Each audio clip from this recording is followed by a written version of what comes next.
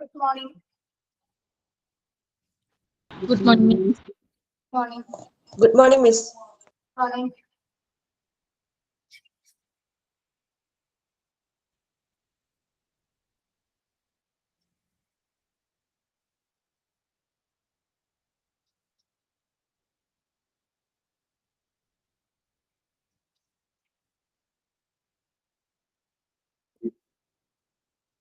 Morning.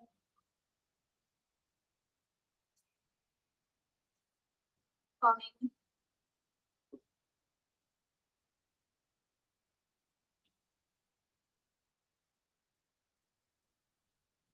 Morning.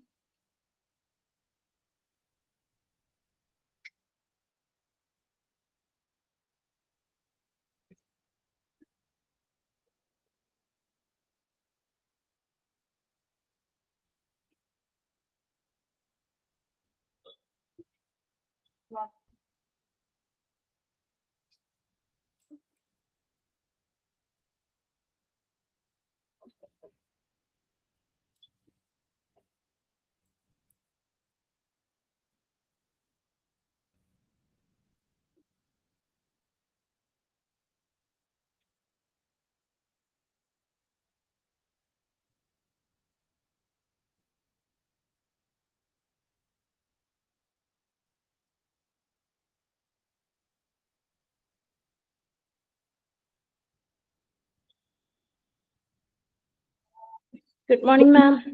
Morning.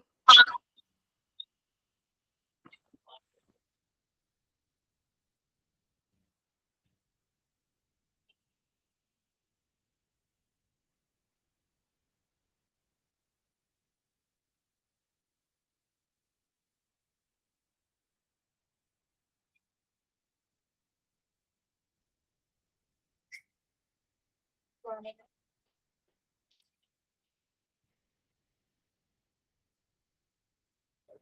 Morning.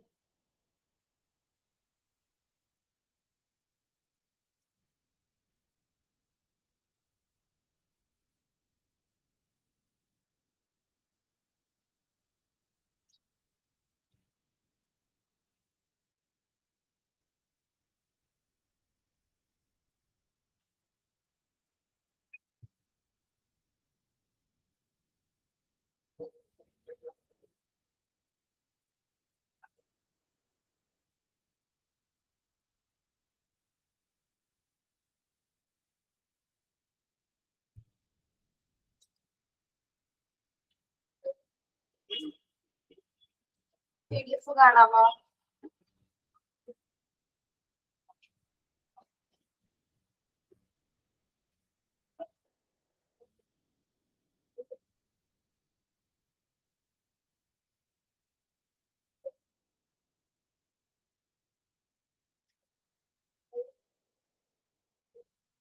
Hi, good morning.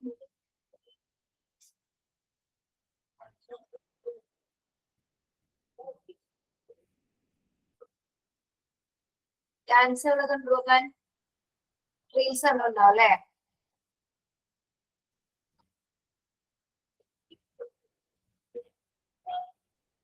Thank you.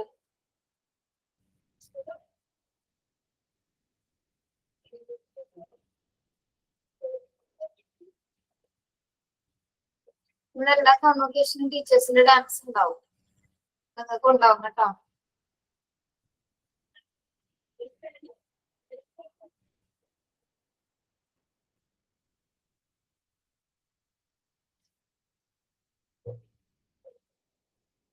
Good morning to all. കഴിഞ്ഞ ക്ലാസ്സില് spillage waste management start ചെയ്തല്ലേ? Risk and hazards പറഞ്ഞല്ലോ.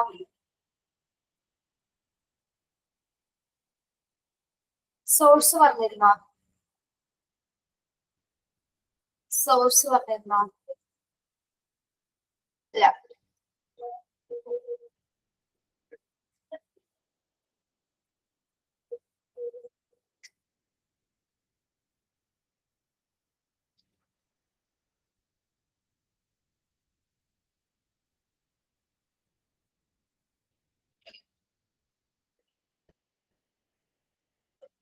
Okay.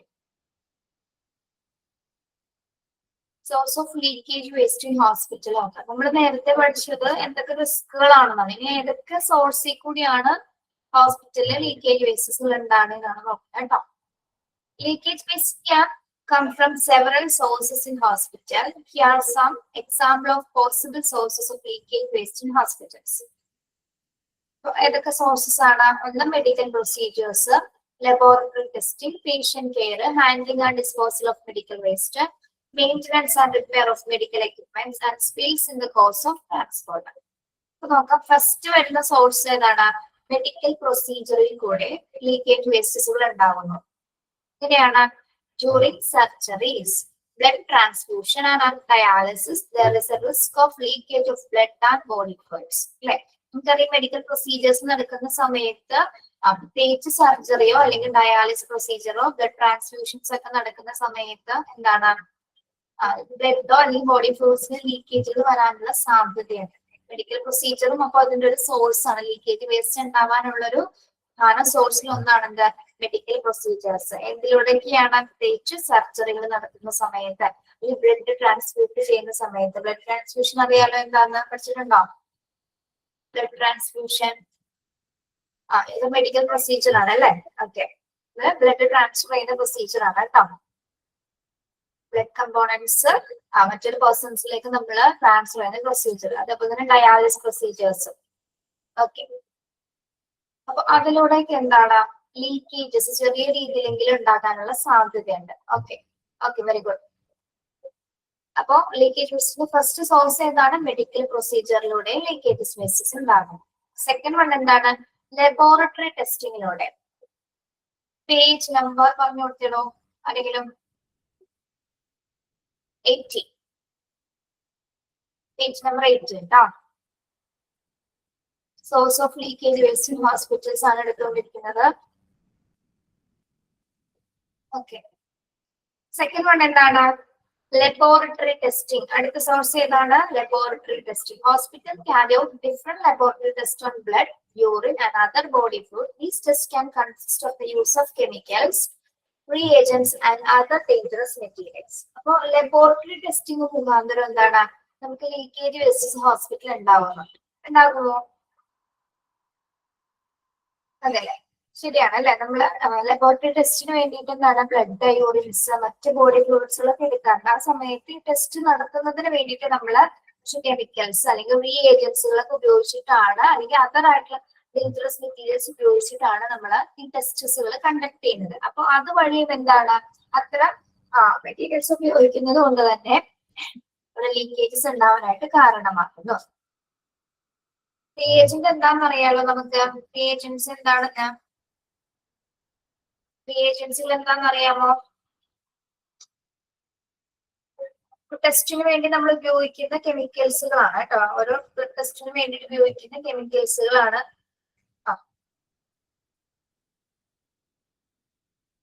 അതിൽ nitric acid, alcohol, പിന്നെ potassium ഒക്കെ നമ്മൾ ഉപയോഗിക്കാറുണ്ട്. Okay, yes. അത്തരം മെറ്റീരിയൽസ് വഴി ലീക്കേജസ് ഉണ്ടാകുന്ന ഒരു സോഴ്സ് ആണ്. അടുത്തത് പേഷ്യന്റ് കെയർ മൂലം നമുക്ക് ലീക്കേജ് വേസ്റ്റ് ഉണ്ടാവോ? പേഷ്യന്റ് കെയർ മൂലം ഉണ്ട് അല്ലെ? എങ്ങനെയാണ്? In the course of patient care activities such as changing bed linens, clear bed pans or helping with the personal cleaners, there is a risk of leakage of body fluids and other materials. അല്ലെ? അവർ care ചെയ്യുന്ന സമയത്ത് ചിലപ്പോ അവരുടെ bed clean ചെയ്യുന്ന സമയത്തോ bed pan മാറ്റുന്ന സമയത്തോ അല്ലെങ്കിൽ അവര് ചില പേഷ്യൻസ് നമുക്ക് പേഴ്സണൽ ക്ലീനിങ് ചെയ്യേണ്ട അവസ്ഥ ഉണ്ടാവും അല്ലെ? ചില പേഴ്സൺസിന് നമ്മള് പേഴ്സണൽ ക്ലീൻ ചെയ്യേണ്ട അവസ്ഥ ഉണ്ട്. അപ്പൊ അത്തരം സിറ്റുവേഷൻസിൽ അവരുടെ ബോഡി ഫ്ലൂയിഡ്സ് ഒക്കെ ലീക്ക് ആവാനായിട്ടുള്ള സാധ്യത ഉണ്ട് അല്ലെ? ഓക്കെ, അപ്പൊ പേഷ്യന്റ് കെയറും ഒരു സോഴ്സ് ആണ്. എന്നിട്ട് ലീക്കേജ് വേസ്റ്റ് ഉണ്ടാകുന്നതിനുള്ള മറ്റൊരു സ്രോതസ്സാണ് എന്ത്? പേഷ്യന്റ് കെയർ എന്ന് പറയുന്നത് കേട്ടോ.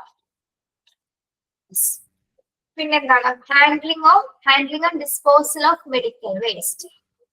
Handling and disposal of medical waste. Hospital create many medical waste which can consist of sharps, contaminated dressings and other dangerous materials. Improper handling and disposal of medical waste can cause leakage.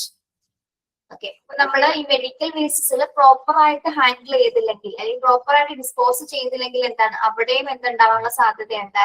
Leakage ഉണ്ടാവാനായിട്ടുള്ള കാരണമാകുന്നു. Okay, അതായത് medical വേസ്റ്റസുകൾ നമ്മൾ എങ്ങനെയാണ് അതിന്റെ proper വേയിൽ കൂടി മാത്രം dispose ചെയ്യണം, അല്ലാത്ത പക്ഷം എന്താണ് അവിടെ ലീക്കേജ് ഉണ്ടാവാനായിട്ട് കാരണമാണ്.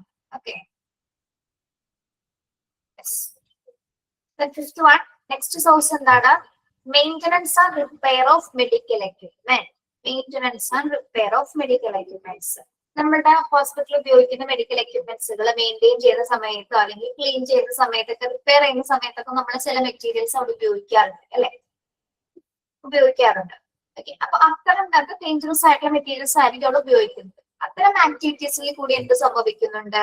ലീക്കേജ് വേസ്റ്റുകൾ ഉണ്ടാകുന്നുണ്ട്. ഓക്കെ, അതായത് മെഡിക്കൽ എക്യുപ്മെന്റ്സ് ക്ലീൻ ചെയ്യുന്ന സമയത്തോ റിപ്പയർ ചെയ്യുന്ന സമയത്തോ എന്താണ് പ്രത്യേകിച്ച് കോംപ്ലക്സ് ആയിട്ടുള്ള മെഡിക്കൽ എക്യുപ്മെന്റ്സിൽ നമ്മൾ ചില മെറ്റീരിയൽസുകൾ ഉപയോഗിക്കാറുണ്ട് അല്ലെ, റെഗുലർ മെയിൻ്റനൻസും റിപ്പയറിങ്ങിന് വേണ്ടിയിട്ട് ചില മെറ്റീരിയൽസ് ഉപയോഗിക്കാറുണ്ട്. അപ്പൊ അത്തരം ആക്ടിവിറ്റികൾ മൂലവും നമ്മൾക്ക് ഹോസ്പിറ്റലിൽ ലീക്കേജ് വേസ്റ്റസ് ഉണ്ടാകാനായിട്ട് കാരണമാകുന്നു. ഓക്കെ, സിക്സ്ത് വൺ എന്താണ്? Spills in the course of transport. Spills in the course of transport. In the course of transporting medical waste, laboratory samples, and other dangerous materials within the hospital or to an off-site facility, there is a risk of leakage. Okay. എന്താണ് last പറയുന്നത്? Spills in the course of transport. Medical വേസ്റ്റസുകൾ അല്ലെങ്കിൽ laboratory സാമ്പിൾസുകളൊക്കെ അല്ലെങ്കിൽ മറ്റു materials ഒക്കെ നമ്മൾ എന്താണ് അത് ട്രാൻസ്പോർട്ട് ചെയ്തത് ഡിസ്പോസ് ചെയ്യാൻ കൊണ്ടുപോകുന്ന സമയത്ത് നമ്മൾ എന്ത് ചെയ്തിരിക്കണം? വളരെ കെയർഫുൾ ആയിട്ട് അതിനകത്ത് ഹാൻഡിൽ ചെയ്തിരിക്കണം. അല്ലെങ്കിൽ എന്താണ് കൊണ്ടുപോകുന്ന സമയത്ത് അതിൽ നിന്ന് ട്രാൻസ്പോർട്ട് ചെയ്യുന്ന സമയത്തും ലീക്കേജസ് ഉണ്ടാവും. ഇത്രയേ ഉള്ളൂ കേട്ടോ. ഓക്കെ, ഏതൊക്കെ സോഴ്സിൽ കൂടിയാണ് നമുക്ക് ഹോസ്പിറ്റലിൽ ലീക്കേജ് വേസ്റ്റസ് ഉണ്ടാകുന്നത്? ഒന്ന് medical പ്രൊസീജിയറിലൂടെ, laboratory testingilode, patient careilode, handling and disposal medical waste, then maintenance and repairing of medical waste equipment, then spill in the course of transport. Okay, മനസ്സിലായോ? അത് എളുപ്പമല്ലേ പഠിക്കാനത്? ഓക്കെ, നിങ്ങൾ ഈ പേരുകൾ മാത്രം പഠിച്ചാൽ മതി കേട്ടോ. എക്സ്പ്ലെയിൻ ചെയ്തൊന്നും പഠിക്കണ്ട. ഓക്കെ, നെക്സ്റ്റ് നമ്മൾ നോക്കുന്നത് എന്താണ്? Types of spillage waste in hospital. ഏതൊക്കെ ടൈപ്സ് ആണ് ഹോസ്പിറ്റൽ സ്പില്ലേജ് വേസ്റ്റസ് ഉണ്ടാവുന്നത്? Leakage waste in hospitals can be of different types and each type needs specific handling and disposal. ഹോസ്പിറ്റലിനെ സംബന്ധിച്ചിടത്തോളം നമുക്കറിയാം പല ടൈപ്സിൽ വേസ്റ്റ് മെറ്റീരിയൽസിൽ ഉണ്ടാകുന്നുണ്ട്. അപ്പൊ ഇതെല്ലാം ഓരോന്നും ഒരേ പ്രൊസീജിയറിൽ കൂടി ആയിരിക്കും നമ്മൾ നീക്കം ചെയ്യുന്നത്. ഒരേ പ്രൊസീജിയർ തന്നെയായിരിക്കും ഇതിനെല്ലാം. വേസ്റ്റുകൾ ഹാൻഡിൽ ചെയ്യാൻ ഒരേ പ്രൊസീജിയർ ആയിരിക്കും? അല്ല അല്ലെ, ഓരോന്നിനും സ്പെസിഫിക് ആയിട്ട് നമ്മൾ ഡിഫറെന്റ് ആയിട്ടുള്ള പ്രൊസീജിയർ ഉപയോഗിച്ചുകൊണ്ടിട്ടാണ് നമ്മൾ ഇതിനെ നീക്കം ചെയ്യുന്നത്. അപ്പൊ ഏതൊക്കെ ടൈപ്സ് ആണെന്ന് നോക്കാം. ഏതൊക്കെയാണ്? Blood and body fluids, chemicals, sharps, radioactive materials and organic materials and other dangerous materials. Okay, ബ്ലഡും ബോഡി ഫ്ലൂയിഡ്സ് നിങ്ങൾക്ക് അറിയാം, കെമിക്കൽസ് ആയിട്ടുള്ള വേസ്റ്റ് അറിയാം, ഷാർപ്പ് ഒബ്ജക്ട്സുകൾ അറിയാം, റേഡിയോ ആക്റ്റീവ് മെറ്റീരിയൽസ് അറിയാം. ഇവിടെ ഓർഗാനിക് മെറ്റീരിയൽസ് പറയുന്നുണ്ട്. അത് ഏത് തരം ടൈപ്സ് ആണ്? Hospital utilise organic materials for research or diagnostic purpose. Example microorganism likes bacteria and virus. എന്താണ് ഓർഗാനിക് മെറ്റീരിയൽസ് എന്ന് പറയുന്നത്? നമ്മൾ ഹോസ്പിറ്റലിലെ റിസർച്ചിന്റെ ഭാഗമായിട്ട് നമ്മൾ എന്തിനു ഉപയോഗിക്കാറുണ്ട്? ഓർഗാനിക് മെറ്റീരിയൽസ് നമ്മൾ, അതായത് മൈക്രോ ഓർഗാനിസം ബാക്ടീരിയ വൈറസിനെയൊക്കെ ഉപയോഗിക്കുന്നതിന് റിസർച്ച് പർപ്പസസിന് വേണ്ടി നമ്മൾ ഉപയോഗിക്കാറുണ്ട്. അപ്പൊ അത്തരം ഓർഗാനിക് മെറ്റീരിയൽസ് മൂലം എന്ത് സംഭവിക്കുന്നുണ്ട്? ഹോസ്പിറ്റൽസിൽ വേസ്റ്റേജസ് ഉണ്ടാവാനായിട്ട് കാരണമാകും. ഓക്കെ, മനസ്സിലായോ ഓർഗാനിക് മെറ്റീരിയൽസ് എന്താ പറഞ്ഞതെന്ന്?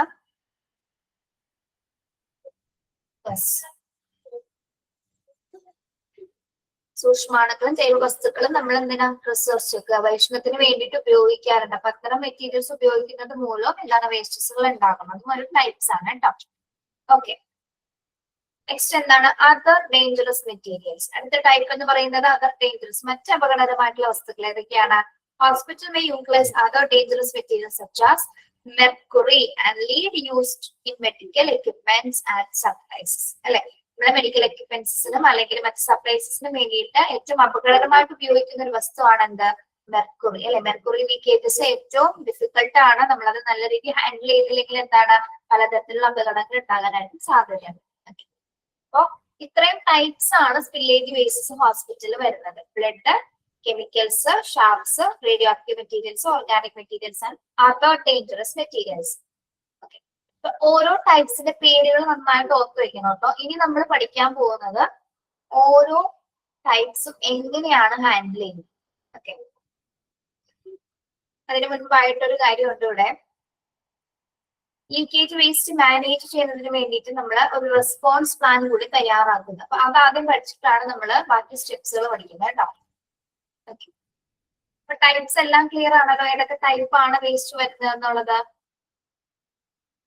ഓക്കെ ആണോ? ടീച്ചർ കാര്യം ചോദിക്കാൻ പറ്റും. നമ്മളെ ഇംഗ്ലീഷ് ക്ലാസ്സിലെ ജോബ് സാറിന്റെ ക്ലാസ്സിലെ നിങ്ങൾ ഇത്രയും തന്നെ സ്റ്റുഡൻസ് ഉണ്ടാവാറുണ്ടോ ഇംഗ്ലീഷ് ക്ലാസ്സുകളില്? നോ, എന്തുകൊണ്ടാ? ഇംഗ്ലീഷ് പഠിക്കണ്ടേ? എന്താ നിങ്ങൾ കയറാത്തെ? അറിയില്ല. സാറ് ഇറങ്ങുമ്പോ ചോദിക്കാറുണ്ട് എത്ര പേരുണ്ടെന്നുള്ളത്. ഞാൻ വിചാരിച്ചു നിങ്ങള് കണ്ടിന്യൂ ആ ഒരു സമയം വരെ ഇരിക്കുമെന്നാണ്. ഇംഗ്ലീഷ് പഠിക്കട്ടെ, നമുക്ക് ഏറ്റവും അത്യാവശ്യമുള്ള ഒരു കാര്യമല്ലേ. കുറെ കേറാറുണ്ട്, കേറാറുള്ളവർക്ക് അറിയാൻ പറ്റും. അത് മാക്സിമം ഒഴിവാക്കാതിരിക്കട്ടെ. നമുക്ക് ബേസിക് ആയിട്ട് കുറച്ച് ഇംഗ്ലീഷ് പഠിച്ചിരിക്കുന്നത് നല്ലതാണ്. അരമണിക്കൂറെങ്കിലും കയറി അറ്റൻഡ് ചെയ്യണേ. അരമണിക്കൂറെങ്കിലും നിങ്ങൾ മാക്സിമം കയറാൻ നോക്കണം കേട്ടോ. സാറിന്റെ അത്യാവശ്യം നല്ല ക്ലാസ്സുകളാണ്. സാറ് നല്ലൊരു എക്സ്പീരിയൻസ് ഉള്ള പേഴ്സൺ ആണ് കേട്ടോ. ഒരുപാട് ക്ലാസ്സുകൾ എടുക്കുന്നതാണ്.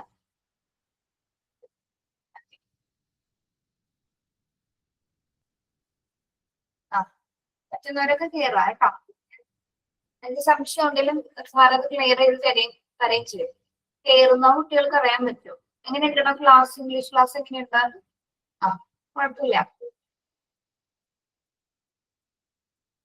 ശരി, യെസ്, നെക്സ്റ്റ് നോക്കാം. പിള്ളേർ പറയുന്നുണ്ട് കേട്ടോ സൂപ്പർ ക്ലാസ് ആണെന്നത്. നിങ്ങൾക്ക് ഹെൽപ്ഫുൾ ആയിട്ടുള്ള കാര്യങ്ങളായിരിക്കും അതിലുണ്ടാവും. അപ്പൊ പഠിക്കാം കേട്ടോ. Yes. Leakage waste management is one of the important aspects of waste management in hospitals, as it can have serious after effect if not managed properly. അപ്പൊ നമ്മൾ എന്തിനു വേണ്ടിയിട്ടാണ് ഒരു ലീക്കേജ് വേസ്റ്റ് മാനേജ്മെന്റ് പ്ലാൻ തയ്യാറാക്കുന്നത്? ഒരു ഹോസ്പിറ്റലിനെ സംബന്ധിച്ചിടത്തോളം ഏറ്റവും ഇമ്പോർട്ടന്റ് ആയിട്ടുള്ള ഒരു കാര്യമാണ് അല്ലെ. മാത്രമല്ല നമുക്ക് എന്താണ് ഇത്തരം വേസ്റ്റസുകൾ വളരെ സീരിയസ് ആയിട്ട് നമുക്കത് മാനേജ് ചെയ്യേണ്ടത് അത്യാവശ്യമാണ്. മാനേജ് ചെയ്തില്ലെങ്കിൽ എന്താണ് അതിൻ്റെതായിട്ടുള്ള ആഫ്റ്റർ ഇഫക്ട്സുകൾ നമ്മൾ ഒരേപോലെ തന്നെ അനുഭവിക്കേണ്ടതായിട്ട് വരും. ഓക്കെ, അപ്പൊ അതിനു വേണ്ടിയിട്ട് എന്താണ് വേസ്റ്റ് മാനേജ് ചെയ്യുന്നതിന് വേണ്ടിയിട്ട് ഒരു പ്രത്യേകമായിട്ടൊരു പ്ലാൻ നമ്മൾ തയ്യാറാക്കേണ്ടതുണ്ട് വേസ്റ്റ് മാനേജ്മെന്റുമായി ബന്ധപ്പെട്ട്. അതിന്റെ കുറച്ച് സ്റ്റെപ്സുകൾ ഇവിടെ കൊടുത്തിട്ടുണ്ട്. ഒരു 5 സ്റ്റെപ്സ് ആണ് ഇവിടെ പറയുന്നത്. ഓക്കെ, ഈ 5 സ്റ്റെപ്സുകൾ പോലെ തന്നെയാണ് നമ്മൾ ഓരോ മെറ്റീരിയൽസും ക്ലീൻ ചെയ്യുന്നത് കേട്ടോ. അപ്പൊ നിങ്ങളതൊന്ന് ശ്രദ്ധിച്ച് പഠിക്കണേ. First one, to manage leakage waste in hospital, the following step can be followed. First step എന്താണ്? Have a leakage response plan in place. Hospital should prepare a plan in place for responding to leakage which identify the type of spillage, evaluate the risk, and carry out apt measures to contain and clean up the leakage. അപ്പൊ first നമ്മൾ ഇതിന്റെ step എന്ന് പറഞ്ഞാൽ എന്താണ്? ആദ്യം ഒരു plan തയ്യാറാക്കുന്നു. അതായത് ഏത് തരം സ്പില്ലേജ് വേസ്റ്റ് ആണ് നമ്മൾ ആദ്യം ഐഡന്റിഫൈ ചെയ്യുമ്പോൾ ബ്ലഡ് ബോഡി ഫ്ലൂയിഡ്സ് ആണോ, റേഡിയോ ആക്റ്റീവ് മെറ്റീരിയൽസ് ആണോ, അല്ലെങ്കിൽ കെമിക്കൽസ് ആണോ, ഷാർപ്പ് ഒബ്ജക്ട്സ് ആണോ, ഏതാണെന്ന് ഫസ്റ്റ് എന്താണ് ആദ്യം ഐഡന്റിഫൈ ചെയ്യുക. ദെൻ അതിനു മുൻപ് എന്ത് ചെയ്യണം? അതിനുശേഷം എന്താണ് എന്തൊക്കെ റിസ്ക് ഈ ഒരു വേസ്റ്റുമായിട്ട് നമ്മൾ ഹാൻഡിൽ ചെയ്യുമ്പോൾ അതിൽ എന്തൊക്കെ അപകട സാധ്യതകളുണ്ട് എന്നുള്ളത് ഇവാലുവേറ്റ് ചെയ്യാം. പിന്നെ എന്താണ് അതിനുശേഷം ഏതൊക്കെ ആപ്റ്റ് ആയിട്ടുള്ള മെഷേഴ്സ് ഉപയോഗിച്ച് നമുക്ക് ആ വേസ്റ്റ് മെറ്റീരിയൽസ് ക്ലീൻ ചെയ്യാൻ സാധിക്കും. അങ്ങനെ ഈ 3 കാര്യങ്ങളാണ് നമ്മൾ ആ ലീക്കേജ് റെസ്പോൺസ് പ്ലാനിൽ ഏത് പ്ലേസ് ആണോ അതുമായി ബന്ധപ്പെട്ട് തയ്യാറാക്കേണ്ടത്. ഓക്കെ, ഒന്നെന്താണ്? ഒന്ന് ഏത് സ്ഥലം സ്പില്ലേജ് ആണെന്ന് ഐഡന്റിഫൈ ചെയ്യാം. അതിൽ എന്തൊക്കെ റിസ്ക് ഉണ്ടെന്ന് ഐഡന്റിഫൈ ചെയ്യാം. സെക്കൻഡ്, തേർഡ് വൺ എന്താണ്? ആ വേസ്റ്റ് നമ്മൾ എങ്ങനെ നീക്കം ചെയ്യണം, അതെങ്ങനെ ക്ലീനപ്പ് ചെയ്യണം എന്നുള്ളതാണ് പിന്നെ അവിടെ തയ്യാറാക്കുന്നത്. ഓക്കെ, ഫസ്റ്റ് മനസ്സിലായോ പറഞ്ഞത്? ഫസ്റ്റ് സ്റ്റെപ്പ് ഫസ്റ്റ് സ്റ്റെപ്പ് എന്താണ്? പ്ലാനിങ് ആണ് കേട്ടോ. സെക്കൻഡ് എന്താണ്? ഓക്കെ, ഇത്രേ ഉള്ളൂ. ഏത് പ്ലേസ് ആണ്, അവിടെ എന്തൊക്കെ റിസ്കുകൾ ഉണ്ട് എന്നൊക്കെ നോക്കിയതിനു ശേഷം അതെങ്ങനെ ക്ലീൻ ചെയ്യണമെന്നാണ് നമ്മൾ ആദ്യം തീരുമാനിക്കുന്നത്. നെക്സ്റ്റ് എന്താണ്? Provide and leakage response equipment. നമുക്ക് ഈ ക്ലീനിങ് പർപ്പസിന് വേണ്ടി നമുക്ക് എന്താണ് കുറച്ച് എക്യുപ്മെന്റ്സുകൾ ആവശ്യമാണ് അല്ലെ. Hospital should issue proper equipment for spillage response such as absorbent pads, gloves, gowns and mask. അതായത് നമുക്ക് ഈ വേസ്റ്റുകൾ നീക്കം ചെയ്യാനായിട്ട്, അതായത് അബ്സോർബന്റ് പാഡ്സ് എന്ന് പറഞ്ഞാൽ എന്താണ്? അബ്സോർബ് ചെയ്യാന്ന് പറഞ്ഞാൽ എന്താ? അബ്സോർബ് എന്താണ്? വലിച്ചെടുക്കാൻ അല്ലെങ്കിൽ ആഗിരണം ചെയ്യാൻ പറ്റുന്ന രീതിയിലുള്ള പെട്ടെന്ന് അബ്സോർബ് ചെയ്തെടുക്കാൻ പറ്റുന്ന തരത്തിലുള്ള പാഡ്സുകൾ ഉപയോഗിച്ചിട്ടാണ് നമ്മൾ ആ മെറ്റീരിയൽസ് നീക്കം ചെയ്യുന്നത്. ഓക്കെ, ആഗിരണം. എന്തൊക്കെയാണ്? ഗ്ലൗസസ്, ഗൗൺസ് ആൻഡ് മാസ്ക്. ഓരോ സ്പില്ലേജ് വേസ്റ്റിനനുസരിച്ച് അതിനനുസരിച്ച് എക്യുപ്മെന്റ്സിൽ വ്യത്യാസം വരും കേട്ടോ. ഓക്കെ, എന്തെങ്കിലും നോർമൽ ആയിട്ട് നമ്മൾ ഉപയോഗിക്കേണ്ട കുറച്ച് എക്യുപ്മെന്റ്സ് ആണ് എന്ത്? അബ്സോർബന്റ് പാഡ്സുകള്, ഗ്ലൗസ്, ഗൗൺസ് ആൻഡ് മാസ്കുകൾ എന്ന് പറയുന്നത് കേട്ടോ. അതിനുശേഷം മൂന്നാമത്തെ സ്റ്റെപ്പ് എന്താണ്? Train staff in leakage response. അപ്പൊ ട്രെയിനിങ് കൊടുക്കുക അല്ലെ. All hospital staff should be given training on how to respond to leakage and how to use leakage response equipment. ഇപ്പൊ നമ്മൾ അവിടെയുള്ള സ്റ്റാഫുകൾക്ക് എന്താണ് ട്രെയിനിങ് കൊടുക്കുക, എങ്ങനെയാണ് ആ ഒരു സ്പില്ലേജുമായിട്ട് നമ്മൾ സമ്പർക്കം വരേണ്ടത്, അതില് മറ്റ് നമ്മുടെ എക്യുപ്മെന്റ്സിലൊക്കെ എങ്ങനെയാണ് ഉപയോഗിക്കേണ്ടത് എന്നതുമായി ബന്ധപ്പെട്ട ക്ലീനിങ് പർപ്പസ് എങ്ങനെയാണെന്നതിനെ കുറിച്ചുള്ള അവർക്ക് വ്യക്തമായിട്ടുള്ള പരിശീലനം കൊടുക്കുക. ഇതാണ് മൂന്നാമത്തെ സ്റ്റെപ്പ് എന്ന് പറയുന്നത്. പിന്നെ ഫോർത്ത് സ്റ്റെപ്പ് എന്താണ്? Use proper containment materials. Use proper leakage containment materials. ഈ മെറ്റീരിയൽസ് എന്താണ്? നീക്കം ചെയ്യാൻ വേണ്ടിയിട്ട് ഉപയോഗിക്കേണ്ട കുറച്ച് വസ്തുക്കളുണ്ട്. എന്തൊക്കെയാണത്? Leakage containment refers to the process in which spillage or leakage of a liquid or other dangerous materials is kept within a blockade. That means spill containment actually stopping and preventing a spill from spreading. നമുക്ക് ഈ clean ചെയ്യുന്ന സമയത്ത് എന്താണ് നമ്മളിവിടെ liquids ഉപയോഗിക്കുന്നത് എന്തിനു വേണ്ടിയിട്ടാണ്? അത് സ്പ്രെഡ് ആവാതിരിക്കാൻ വേണ്ടിയിട്ട് അല്ലെ. അതായത് നമ്മൾക്ക് അത് സ്പ്രെഡ് ആവുന്നതിനനുസരിച്ച് എന്താണ് ഇൻഫെക്ഷൻസും ആ ഒരു ഏരിയ കണ്ടാമിനേറ്റഡ് ആവാനുള്ള സാധ്യത വർദ്ധിക്കും അല്ലെ. അപ്പൊ അത് സ്പ്രെഡ് ആവാത്ത രീതിയിലുള്ള എന്താ പറയാ ലിക്വിഡ്സുകളും അല്ലെങ്കിൽ മറ്റു ഡേഞ്ചറസ് വേസ്റ്റ് മെറ്റീരിയൽസ് ഉപയോഗിച്ചുകൊണ്ട് നമ്മൾ ആ ഏരിയ എന്ത് ചെയ്യണം? ബ്ലോക്ക് ചെയ്യണം. ഓക്കെ, ബ്ലോക്ക് ചെയ്യാനായിട്ടുള്ള മെറ്റീരിയൽസ് ആണ്, അതായത് ലിക്വിഡ്സുകൾ അല്ലെങ്കിൽ നമ്മുടെ ഡിറ്റർജൻസ്, സൊല്യൂഷൻസ് ഒക്കെ അല്ലേ നമ്മൾ ഉപയോഗിക്കുന്ന, ക്ലീൻ ചെയ്യാൻ വേണ്ടി ഉപയോഗിക്കുന്ന, അതൊക്കെയാണ് ഈ ഒരു അവസരത്തിൽ നമ്മൾ ഉപയോഗിക്കുന്നത്. Okay, yes. അങ്ങനെ അത് ഉപയോഗിച്ചതിന് ശേഷം എന്താണ്? ഉപയോഗിക്കുന്നതിനനുസരിച്ച് ആ ഒരു സ്പ്രെഡ് ചെയ്യാനുള്ള ഒരു ടെൻഡൻസി അവിടെ ഇല്ലാതാവാൻ അല്ലെ, സ്പ്രെഡിങ് സ്റ്റോപ്പ് ആവുന്നു. അതാണ് നാലാമത്തെ സ്റ്റെപ്പ് എന്ന് പറയുന്നത്. ആപ്റ്റ് ആയിട്ടുള്ള സ്പ്രെഡ് ആവാതിരിക്കാനായിട്ട് നമ്മൾ ആപ്റ്റ് ആയിട്ടുള്ള സൊല്യൂഷൻസ് ഉപയോഗിച്ചുകൊണ്ട് ആ ഏരിയ ബ്ലോക്ക് ചെയ്യുന്നതാണ് നാലാമത്തെ സ്റ്റെപ്പ്. ഓക്കെ, അഞ്ചാമത്തെ സ്റ്റെപ്പ് എന്താണ്? ഇതെല്ലാം ക്ലീൻ ചെയ്ത് കഴിഞ്ഞ് ലാസ്റ്റ് എന്ത് ചെയ്യണം? Dispose of leakage waste in proper manor. നമ്മൾ ഇതിനെ ഡിസ്പോസ് ചെയ്യണം ഈ വേസ്റ്റുകൾ അല്ലെ. ഇതിനെങ്ങനെ നമ്മൾ നീക്കം ചെയ്യും? Leakage waste should be properly dispose as per local regulations and hospital policies. ശരിയായ രീതിയിൽ നീക്കം ചെയ്യണമെന്നെങ്കിൽ ലോക്കൽ റെഗുലേഷൻസും ഹോസ്പിറ്റൽ പോളിസീസ് ഒക്കെ അനുസരിച്ചിട്ട് മാത്രമായിരിക്കണം നമ്മൾ ഇത്തരം ലീക്കേജ് വേസ്റ്റസുകൾ പ്രോപ്പർ മാനറിൽ നീക്കം ചെയ്യേണ്ടത്. ഓക്കെ, ഇങ്ങനെ ഈ 5 സ്റ്റെപ്സിലൂടെയാണ് ഈ ലീക്കേജ് റെസ്പോൺസ് പ്ലാൻ അല്ലെങ്കിൽ ലീക്കേജ് മാനേജ്മെന്റ് പോകുന്നത്. ഓക്കെ, ആദ്യത്തെ സ്റ്റെപ്പ് എന്തായിരുന്നു? ഒരു പ്ലാൻ തയ്യാറാക്കുന്നു. ദെൻ നെക്സ്റ്റ് ഏതൊക്കെ എക്യുപ്മെന്റ്സ് അതിനാവശ്യമായിട്ട് വരുന്നു, ദെൻ സ്റ്റാഫുകൾക്ക് കൃത്യമായ രീതിയിൽ നമ്മൾ ട്രെയിനിങ് കൊടുക്കുന്നു, ഏതൊക്കെ ലിക്വിഡ് മെറ്റീരിയൽസ് ഉപയോഗിച്ചുകൊണ്ട് നമ്മൾ ആ സ്പ്രെഡ് ആവുന്ന ടെൻഡൻസി കുറയ്ക്കുന്നു, പിന്നെ എന്താണ് എല്ലാത്തരം റൂൾസ് ആൻഡ് റെഗുലേഷൻസ് അനുസരിച്ചിട്ട് നമ്മൾ അത് ഡിസ്പോസ് ചെയ്യുന്നു. ഓക്കെ, അങ്ങനെയാണ് 5 സ്റ്റെപ്പ് വരുന്നത് കേട്ടോ. യെസ്, ഒന്ന് പെട്ടെന്ന് ഒന്ന് വായിച്ചു നോക്കിയേ.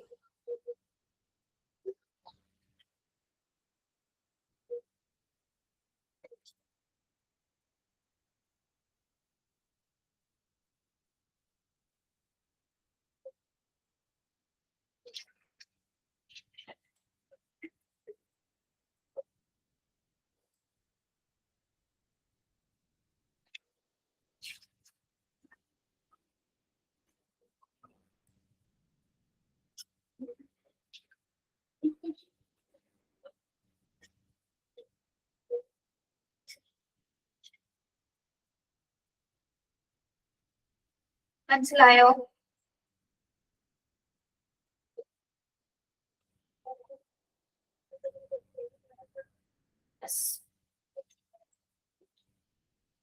ഓക്കെ, നമ്മള് ഇപ്പൊ പഠിച്ച സ്റ്റെപ്സ് പ്രകാരമാണ് ഓരോ മെറ്റീരിയൽസ് നമ്മൾ നീക്കം ചെയ്യാൻ പോകുന്നത് കേട്ടോ. എങ്ങനെയാണെന്ന് നോക്കാം. Management of different types of spillage waste. Okay, ഓരോ ടൈപ്സ് സ്പില്ലേജ് വേസ്റ്റസ് നമ്മൾ എങ്ങനെയാണ് അതിനെ മാനേജ് ചെയ്യുന്നതാണ് ഇനി പഠിക്കുന്നത്. ഫസ്റ്റ് വൺ ഏതാ വരുന്നത്? Blood and body fluid spillage ആണ് അല്ലെ. Blood and body fluid spillage എന്ന് പറയുമ്പോൾ എന്തൊക്കെ വരുന്നതില്? Blood and body fluids leakage, which can cause infectious diseases, and proper management is vital. നമുക്കറിയാം ഇത് പ്രത്യേകിച്ച് blood and body fluids leakages നമ്മൾ പ്രോപ്പർ ആയിട്ട് മാനേജ് ചെയ്തില്ലെങ്കിൽ പലതരത്തിലുള്ള ഇൻഫെക്ഷൻ ആയിട്ടുള്ള ഡിസീസസ് ഉണ്ടാവാനായിട്ട് കാരണമാകും. അപ്പൊ അത് ഏറ്റവും സുപ്രധാനമായിട്ടുള്ള കാര്യമാണ് എന്താ? ഇത്തരം വേസ്റ്റേജസുകൾ നമ്മൾ പ്രോപ്പർ മാനറിൽ ഡിസ്പോസ് ചെയ്യുക എന്ന് പറയുന്നത്. Okay, a body fluid as any fluid found in produced by or exerted from the human body. അപ്പൊ നമ്മൾ എന്താണ് ബോഡി ഫ്ലൂയിഡ്സ് എന്ന് ഉദ്ദേശിക്കുന്നത്? നമ്മുടെ ശരീരത്തിൽ നിന്ന് ഉത്പാദിക്കപ്പെടുന്ന ഏതുതരം ഫ്ലൂയിഡ്സ് അതിൽ ഉൾപ്പെടാം അല്ലെ. ഏതൊക്കെ വരുന്നത് ഇൻക്ലൂഡ് ചെയ്യുമ്പോൾ? ബ്ലഡ് ഉണ്ട്, യൂറിൻ, ഫീസസ്, സലൈവ, ടിയേഴ്സ്. ടിയേഴ്സ് കഴിഞ്ഞിട്ട് നിങ്ങളുടെ ടെക്സ്റ്റിൽ വേറെ എന്തെങ്കിലും ഉണ്ടോ? ടിയേഴ്സ് കഴിഞ്ഞിട്ട് സലൈവ, ടിയേഴ്സ്. ടിയേഴ്സ് നമ്മുടെ ടെക്സ്റ്റിൽ കാണുന്നുണ്ട്. പൈവറ്റോൺ എന്ന് വെച്ചാൽ സുപ്രധാനമായ കേട്ടോ. പൈവറ്റോൺ മീൻസ് സുപ്രധാനമായ, ഏറ്റവും ഇമ്പോർട്ടന്റ് ആണെന്നുള്ളത് കേട്ടോ. എന്തൊക്കെയാണ്? Blood, urine, ഫീസസ്. ഫീസസ് എന്താണ്? വിസർജ്യങ്ങൾ. സലൈവ എന്തോ നീര്, കണ്ണുനീര്, ബ്രസ്റ്റ് മിൽക്ക്, സെറിബ്രോസ്പൈനൽ ഫ്ലൂയിഡ്. അതെന്താണ്? CSF എന്ന് പറയുന്നത്. സെറിബ്രോസ്പൈനൽ ഫ്ലൂയിഡ് എന്താണ്? നമ്മുടെ തലച്ചോറിനകത്ത് മെനിഞ്ചൈസിനകത്തുള്ള ഒരു ദ്രാവകത്തെ അതിനെ പൊതിയുന്ന ഒരു ദ്രാവകമാണ് എന്താ? സെറിബ്രോസ്പൈനൽ ഫ്ലൂയിഡ് എന്ന് പറയുന്നത്. നമ്മുടെ തലച്ചോറിനകത്ത് മെനിഞ്ചൈസിനെ പൊതിയുന്നതിനുള്ള ഒരു ദ്രാവകമാണ്. Okay, yes. പിന്നെ അതിനാണ് നമ്മൾ CSF എന്ന് പറയുന്നത്, സെറിബ്രോസ്പൈനൽ ഫ്ലൂയിഡ്. അതേപോലെ സിമൻ അറിയാലോ, ബീജം. Then vaginal fluid, amniotic fluid. Amniotic fluid എന്താണ്? അമ്നോട്ടിക് ഫ്ലൂയിഡ് ഏത് സിറ്റുവേഷൻസിലാണ് അമ്നോട്ടിക് ഫ്ലൂയിഡ് വരുന്നത്?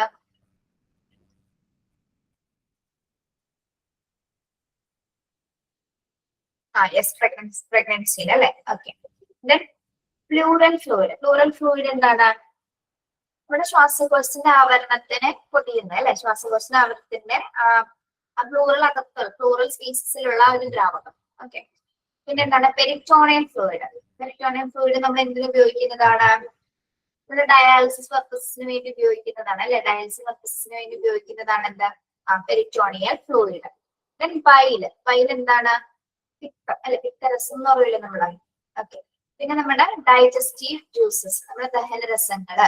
വൊമിറ്റ് ആൻഡ് പസ് എന്ന് പറഞ്ഞാൽ എന്താണ്? Vomit and പസ്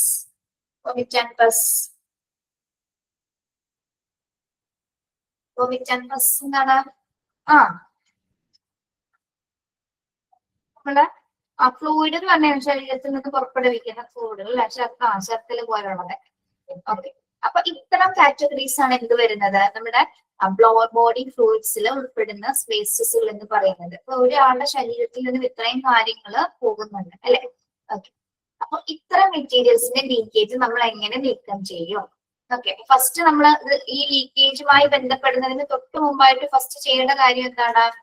wear protective equipment. നമ്മുടെ PPE വെയർ ചെയ്യുക അല്ലെ. പേഴ്സണൽ പ്രൊട്ടക്റ്റീവ് എക്യുപ്മെന്റ് നിർബന്ധമായും ധരിച്ചിട്ട് വേണം ഏതുതരം വേസ്റ്റ് നമ്മൾ കൈകാര്യം ചെയ്യാനായിട്ട്. Okay, yes. Person should put on the proper personal protective equipment such as ഏതൊക്കെയാണ്? gloves, gowns and face shields before approaching the spillage to prevent contact with the liquid. നമ്മൾ ഏതുതരം സ്പില്ലാണെങ്കിൽ അതുമായിട്ട് സമ്പർക്കം ചെയ്യുന്നതിന് മുൻപായിട്ട് തന്നെ എന്താണ്? എല്ലാ PPE വെയർ ചെയ്തിട്ട് മാത്രമായി അതുമായിട്ട് നമുക്ക് സമ്പർക്കം നേരിട്ട് വരാതിരിക്കാനായിട്ട് എല്ലാത്തരം പേഴ്സണൽ പ്രൊട്ടക്റ്റീവ് എക്യുപ്മെന്റ്സുകൾ നമ്മൾ ധരിച്ചിട്ടുണ്ടായിരിക്കണം. ഓക്കെ, അതാണ് first step. Clear? Yes. Next എന്താ ചെയ്യേണ്ടത്? നമ്മൾ കണ്ടെയ്ൻ ദ സ്പിൽ. നമുക്ക് ആ സ്പില്ല് കണ്ടെയ്ൻ ചെയ്തെടുക്കണം അല്ലെ. യെസ്, കണ്ടെയ്ൻ ചെയ്യാന്ന് പറഞ്ഞാൽ എന്താ? കണ്ടെയ്ൻ മീൻസ് അതിന് കളക്ട് ചെയ്യുക അല്ലെ. യെസ്. അതായത് എങ്ങനെയായിരിക്കും ഈ സ്പില്ല് നമ്മൾ കണ്ടെയ്ൻ ചെയ്യേണ്ടത്? Use absorbent material such as paper towels and absorbent pads contain the spill and stop it from spreading. To dispose of the material, put them in a bag or container marked biohazard. If there are any glass pieces present, more precaution should be taken. അപ്പൊ നമ്മളെ ഈ മെറ്റീരിയൽസിനെ നമ്മൾ നീക്കം ചെയ്തെടുക്കണം അല്ലെ. അവിടെ വീട് കിടക്കുന്ന ഏതുതരം ലീക്കേജസ് ആണെങ്കിലും ഏതുതരം ഫ്ലൂയിഡ് ആണെങ്കിലും എന്താണ് നമ്മൾ അബ്സോർബന്റ് ആയിട്ടുള്ള പാഡുകൾ അത്തരം മെറ്റീരിയൽസ് ഉപയോഗിച്ചുകൊണ്ട് ടവൽസോ പാഡുകൾ ഉപയോഗിച്ചുകൊണ്ട് സ്പ്രെഡ് ആവാത്ത രീതിയിൽ നമ്മൾ എന്ത് ചെയ്യണം? അതിനെ ആഗിരണം ചെയ്തിരിക്കുക, അതിനെ എന്താണ് അബ്സോർബ് ചെയ്തെടുക്കുക. അതിനുശേഷം നിങ്ങൾ അബ്സോർബ് ചെയ്തിരിക്കുന്ന ഈ മെറ്റീരിയൽസ് അതെന്ത് ചെയ്യണം? നമ്മള് ഡിസ്പോസ് ചെയ്യണം. എവിടെയാണ് നമ്മൾ ഡിസ്പോസ് ചെയ്യേണ്ടത്? ഒന്നില്ലെങ്കിൽ ഒരു ബാഗിലോ കണ്ടെയ്നറിലോ അല്ലെങ്കിൽ മാർക്ക് ചെയ്തിട്ടുണ്ടോ. ചില ബാഗുകൾ എന്താണ് ബയോ ഹസാർഡ് ബാഗ് എന്ന് പറഞ്ഞൊക്കെ മാർക്ക് ചെയ്തിട്ടുണ്ടായിരിക്കും. അതിലേക്ക് മാത്രമായിരിക്കണം നമ്മൾ അത് ഡിസ്പോസ് ചെയ്യേണ്ടത്. ഓക്കെ. ഇനി ഈ ഒരു സമയത്ത് എന്തെങ്കിലും ഗ്ലാസിന്റെ പീസസുകളോ അല്ലെങ്കിൽ എന്തെങ്കിലും ചില്ലുകളോ അങ്ങനെ എന്തെങ്കിലും കണ്ടു കഴിഞ്ഞാൽ എന്താ നമ്മൾ കെയർഫുൾ ആയിട്ട് മാത്രമായിരിക്കണം അത് എടുക്കേണ്ടത്. ഓക്കെ. യെസ്. സ്പില്ല് കണ്ടെയ്ൻ ചെയ്യേണ്ടത് എങ്ങനെയാണ്? അബ്സോർബന്റ് മെറ്റീരിയൽസ് ഉപയോഗിച്ചുകൊണ്ട് നമ്മൾ അതിനെ നീക്കം ചെയ്യുന്നു. നീക്കം ചെയ്തത് നമ്മളൊരു ബയോഹസാർഡ് ബാഗിലേക്കോ കണ്ടെയ്നറിലേക്കോ നമ്മൾ അതിനെ മാറ്റും. ഓക്കെ. യെസ്. മനസ്സിലായല്ലോ? ഒരു ടൈപ്പ് പഠിച്ചു കഴിഞ്ഞാൽ നിങ്ങൾക്ക് ബാക്കി എല്ലാം പഠിക്കാൻ സിമ്പിൾ ആണ് കേട്ടോ. ബാക്കി എല്ലാത്തിന്റെ പ്രൊസീജിയർ ഒരേപോലെ തന്നെയാണ് കേട്ടോ. Next disinfect area. നമ്മൾ ആ സ്പില്ല് കണ്ടെയ്ൻ ചെയ്തു. അടുത്ത പ്രോസസ് എന്താണ്? നമ്മൾ എന്ത് ചെയ്യണം? ആ ഏരിയ നമ്മൾ എന്ത് ചെയ്യണം? ഡിസിൻഫെക്ട് ചെയ്യണം അല്ലെ, അണുവിമുക്തമാക്കണം. എങ്ങനെയാണ് ചെയ്യേണ്ടത്? An adequate alleviation of, ഇവിടെ ഒന്ന് ശ്രദ്ധിക്കണേ, ഇവിടെ ഒന്ന് ശ്രദ്ധിച്ചേ. An adequate alleviation of both gram-positive and gram-negative bacteria using 1% hydrochloride solution in case of blood and body fluid samples. Okay. Use a disinfectant solution to cleanse the affected area completely using a soft solution. Abide by the manufacturer's directives for the proper concentration and contact time of the disinfectant. അപ്പൊ നമ്മൾ പ്രത്യേകിച്ച് blood and body fluids നീക്കം ചെയ്യുന്ന സമയത്ത് എന്താണ് gram positive gram negative ആയിട്ടുള്ള ബാക്ടീരിയസിനെ നമ്മൾ നീക്കം ചെയ്യുന്നത്. എന്താണ് ഗ്രാം പോസിറ്റീവ് ഗ്രാം നെഗറ്റീവ് എന്ന് പറയുന്നത്? കേട്ടിട്ടുണ്ടോ ഇതിനു മുമ്പ്? കേട്ടിട്ടുണ്ടോ? ഇല്ല. അപ്പൊ അതായത് നമ്മള് യെസ് അതൊരു സ്റ്റെയിൻ ടെസ്റ്റ് ആണ് അല്ലെ. അതായത് ഇത്തരം ഫ്ലൂയിഡ്സ് നീക്കം ചെയ്യുന്നതിന് മുമ്പായിട്ട് നമ്മൾ എന്ത് ചെയ്യും? ഗ്രാം ടെസ്റ്റ് എന്ന് പറഞ്ഞ ടെസ്റ്റ് നടത്തിയിട്ടുണ്ട്. ആ ടെസ്റ്റില് പോസിറ്റീവ് ഫലം കാണിക്കുന്ന ബാക്ടീരിയകളെ നമ്മൾ എന്ത് പറയും? പോസിറ്റീവ് ഫലം കാണിക്കുന്ന ബാക്ടീരിയയുടെ കളർ എന്ന് പറയുന്നത് നീലയോ പർപ്പിൾ കളറോ ആയിരിക്കുള്ളൂ കാണാൻ പറ്റും. അതായത് ഗ്രാം ടെസ്റ്റില് പോസിറ്റീവ് ഫലം കാണിക്കുന്ന ബാക്ടീരിയസുകളാണ് എന്ത്? നീല കളറിലും പർപ്പിൾ കളറിലും കാണുന്നത്. അതാണ് ഗ്രാം പോസിറ്റീവ് ബാക്ടീരിയകൾ എന്ന് പറയുന്നത്. ഗ്രാം നെഗറ്റീവ് ബാക്ടീരിയ എന്ന് പറഞ്ഞാൽ എന്തായിരിക്കും? ഗ്രാം നെഗറ്റീവ് ഗ്രാം ടെസ്റ്റില് പിങ്ക് അല്ലെങ്കിൽ ചുവപ്പ് നിറത്തിൽ റെഡ് കളറിൽ കാണപ്പെടുന്നതാണ് എന്ത്? ഗ്രാം നെഗറ്റീവ് ബാക്ടീരിയാസ് എന്ന് പറയുന്നത്. ഓക്കെ. അപ്പൊ ഗ്രാം ടെസ്റ്റ് നടത്തുന്ന സമയത്ത് നമുക്ക് പോസിറ്റീവ് ആയിട്ടുള്ള ബാക്ടീരിയസും നെഗറ്റീവ്സും കാണാൻ പറ്റും. പോസിറ്റീവ് ബാക്ടീരിയയുടെ കളർ എന്താണ്? പോസിറ്റീവ് ബാക്ടീരിയയുടെ കളർ എന്താ? നീല അല്ലെങ്കിൽ പർപ്പിൾ ആയിരിക്കും അല്ലെ, ബ്ലൂ അല്ലെങ്കിൽ പർപ്പിൾ ആയിരിക്കും. നെഗറ്റീവ് എന്ന് പറയുമ്പോൾ ഏത് തരമാണ്? പിങ്ക് അല്ലെങ്കിൽ ചുവപ്പ് നിറത്തിലായിരിക്കും. ഓക്കെ. അപ്പൊ ബാക്ടീരിയയുടെ സാമ്പിൾസ് ഒക്കെ നോക്കിയിട്ടുള്ള ഒരു ടെസ്റ്റ് ആണ് നമ്മൾ ഈ gram positive test gram test എന്ന് പറയുന്നത് കേട്ടോ. യെസ്. ഇത് ബാക്ടീരിയ ഡിറ്റക്ട് ചെയ്യുന്നതിന് വേണ്ടിയിട്ടാണ് നമ്മൾ ഈ ഒരു ടെസ്റ്റ് കണ്ടക്ട് ചെയ്യുന്നത്. ഓക്കെ. ഗ്രാം പോസിറ്റീവ് അല്ലെങ്കിൽ ഗ്രാം നെഗറ്റീവ് ബാക്ടീരിയസ് നമ്മൾ ഇതിൽ കാണാൻ സാധിക്കും. അപ്പൊ ഇത്തരം ബാക്ടീരിയസിനെ നമ്മൾ ഒരു സൊല്യൂഷൻ ഉപയോഗിച്ചുകൊണ്ടാണ് നീക്കം ചെയ്യുന്നത്. ഏത് തരം സൊല്യൂഷൻ ആണ്?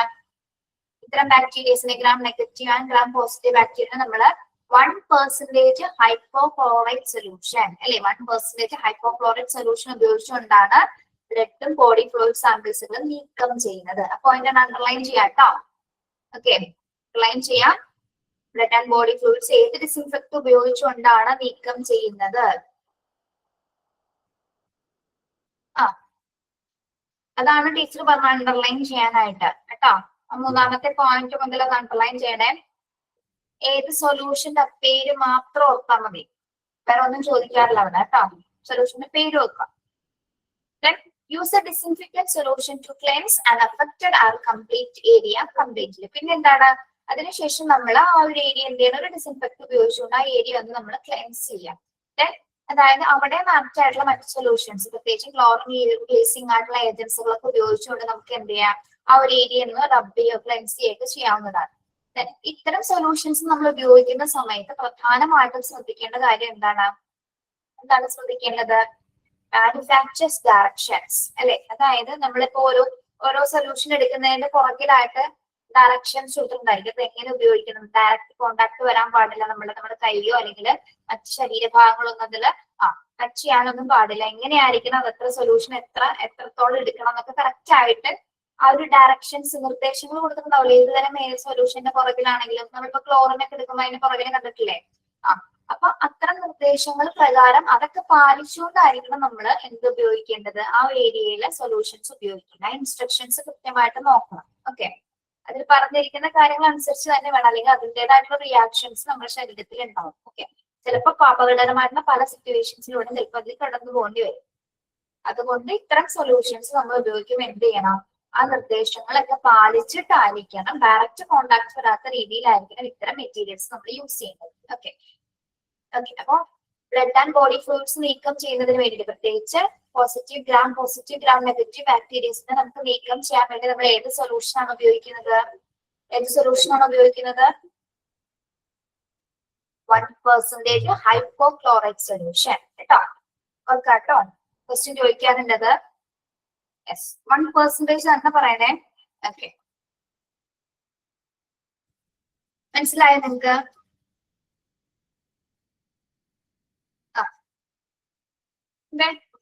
നമ്മള് സൊല്യൂഷൻസ് ഒക്കെ ഉപയോഗിച്ച് എന്ത് ചെയ്തു, ആ ഏരിയ നന്നായിട്ട് ക്ലീൻ ചെയ്തു. ഇനി നെക്സ്റ്റ് എന്താണ്? Then area should be made clean using water and general purpose detergent allowed to air dry. ഇനി എന്ത് ചെയ്യണം, നമ്മൾ ആ ക്ലീൻ ചെയ്യുന്ന ഏരിയ ഒന്നുകൂടി എന്ത് ചെയ്യേണ്ടതുണ്ട്? ഒന്നും കൂടി ക്ലീൻ ചെയ്യുന്നത് നോർമൽ വാട്ടർ ഉപയോഗിച്ചുകൊണ്ട് നമ്മൾ ക്ലീൻ ചെയ്തതിനു ശേഷം എന്താണ്, ആ ഏരിയ ചിലപ്പോൾ ഡിറ്റർജൻസോ അങ്ങനെ എന്തെങ്കിലും ഉപയോഗിച്ചുകൊണ്ട് നമുക്ക് ക്ലീൻ ചെയ്യാം. പിന്നെ എന്താണ്, അതിനെ ഡ്രൈ ആക്കണം അല്ലെ. ആ ഏരിയ നമ്മൾ എന്ത് ചെയ്യണം, ഡ്രൈ ആക്കി വെക്കേണ്ടത് അത്യാവശ്യമാണ്. ഒരു മിനിറ്റ്, ഒരു കമന്റ് ഒന്ന് നോക്കണേ. ഇല്ല, നോട്ട് ചെയ്യാനുള്ളപ്പോ ടീച്ചർ പറയാം കേട്ടോ. ഓക്കെ, നമ്മൾ ആ ഏരിയ ഡ്രൈ ചെയ്തു. അതിനുശേഷം നെക്സ്റ്റ് എന്താണ് ചെയ്യാൻ പോകുന്നത്? Get rid of waste. All materials that come into touch with blood and body fluids, these should be discarded and dangerous waste in labeled biohazard bags or containers. നമ്മൾ എന്ത് ചെയ്യണം? ഇനി last step എന്ന് പറയുന്നത് ഈ മെറ്റീരിയൽസ് നമ്മളിപ്പോ നീക്കം ചെയ്ത എല്ലാ മെറ്റീരിയൽസും കൂടി നമ്മൾ എങ്ങോട്ടേക്കാണ് മാറ്റേണ്ടത്? അപകടകരമായിട്ടുള്ള മാലിന്യങ്ങളെ സൂക്ഷിക്കുന്നതിനുള്ള, അത് ഡിസ്പോസ് ചെയ്യുന്നുള്ള കണ്ടെയ്നറിലേക്കോ ബാഗ്സിലേക്കോ, അല്ലെങ്കിൽ ലേബൽ ചെയ്തിട്ടുണ്ടാവും, ലേബിൾ ഓരോന്ന് പേരുകൾ കൊടുത്തിരിക്കുന്ന ലേബൽ കൊടുത്തിരിക്കുന്ന ബാഗിലേക്ക് നമ്മൾ അതിനെ ഡിസ്പോസ് ചെയ്യുക. ഓക്കെ, യെസ്, മനസ്സിലായോ? അതിനുശേഷം എന്ത് ചെയ്യണം? Hand hygiene should be done. കൃത്യമായ രീതിയിൽ നമ്മൾ ഡിസ്പോസ് ചെയ്തതിനു ശേഷം കൈകൾ നല്ല രീതിയിൽ ശുചി ചെയ്യാൻ നോക്കുക. ഓക്കെ, യെസ്, അവിടെ വരെ പറഞ്ഞ കാര്യങ്ങൾ മനസ്സിലായോ? ഏത് ടൈപ്പാണ് ഇപ്പൊ നമ്മൾ പഠിക്കുന്നത്? ഏത് തരം സ്പില്ലേജ് വേസ്റ്റിന്റെ മാനേജ്മെന്റ് ആണ് പഠിക്കുന്നത്? ഏതാണ്? ബ്ലഡ് ആൻഡ് ബോഡി ഫ്ലൂയിഡ്സ് കേട്ടോ. ആ ഫസ്റ്റ് ടൈപ്പാണ് ഇപ്പൊ നമ്മൾ പഠിച്ചത്. ഓക്കെ, ക്ലിയർ ആണോ എല്ലാവർക്കും? അവിടെ വരെ പറഞ്ഞ കാര്യങ്ങളോ?